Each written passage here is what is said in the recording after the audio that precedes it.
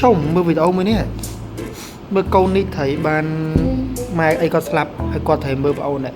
cái buồng họ chừng vậy con đây cái chạy ngày nắng này ngày nắng à mưa từ mưa mày cô chuối lắm kẹt chân bao cái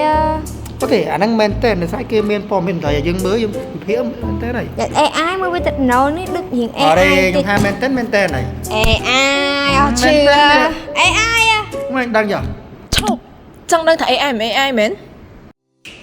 ពិភពលោកបច្ចុប្បន្នហ្នឹងកំពុងតែមានការរីកដុះដាលខ្លាំងមែនទែនទៅលើវិស័យបច្ចេកវិទ្យាជាពិសេសហ្នឹងគឺលើវិស័យ AI ហើយនៅប្រទេសកម្ពុជាយើងហ្នឹងក៏មានការរីកដុះដាលនៅវិស័យ AI ដូចគ្នាដែលជាហេតុធ្វើឲ្យប្រជាជនខ្មែរមួយចំនួនធំអាចបែងចែកដាច់បានថាតើរូបភាពហ្នឹងគឺជារូបភាពពិតឬមកក៏ជារូបភាព AI ចឹងខ្ញុំថាមិនដឹងថារូបភាពហ្នឹងជារូបភាពពិតឬរូបភាព AI ទៅដោយសារតែពួកយើងសង្កេតឃើញពីបញ្ហាទាំងអស់ហ្នឹងហើយទើបជាពួកយើងបង្កើតនៅ project មួយដែលមានឈ្មោះថា AI Detect AI ជំរាបសួរអ្នកខ្ញុំឈ្មោះនេះពញ្ញរតន៍ដែលមាន role គឺជា data collective នៃ Vita Team ហនសវិសាជា team leader នៃ Vita Team គេនិយាយគឺជាខ្ញុំហើយខ្ញុំគឺជា developer នៅក្នុង Vita Team ចុះអីគឺជា Vita Team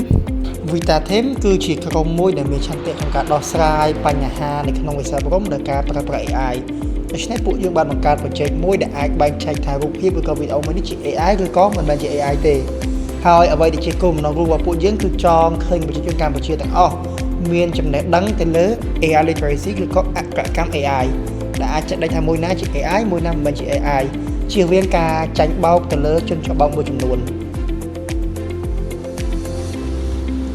ដើម្បីប្រើប្រាស់នៅ application របស់យើងយើងត្រូវ upload image ចូលដូច្នេះយើងអាចចូលទៅកាន់ image ដែលមានរូប AI របស់ពួកយើងដើម្បីសាកបន្ទាប់មកយើងអាចធ្វើការ predict ទៅលើវាដូច្នេះយើងឃើញនៅរូបនេះគឺ AI 100%បន្ទាប់មកយើងអាចសាករូបបន្តទៀតគឺជារូបមនុស្សពិតវិញចឹងយើងចូល human photo ចឹងខ្ញុំសាក upload រូបសវត្ថអញ្ចឹងនៅពេល predict រូបនេះគឺវា image 100%បន្ទាប់មកយើងអាចសាកមួយទៀតទៅលើរូប Bill Gates អញ្ចឹងរូបនេះវារឿងសម្ដែង AI អញ្ចឹងនៅពេលដែលយើង predict ទៅគឺ AI 30% តែរូបពិតនៅ 60% នេះជា accuracy នៃ project របស់ពួកយើង AI Detect AI បានប្រថាបយាដូចជាដោះស្រាយបញ្ហាដែលបង្កឡើងដោយ AI ផ្ទាល់ដោយ AI បែងចែករូបភាពឬវីដេអូពិត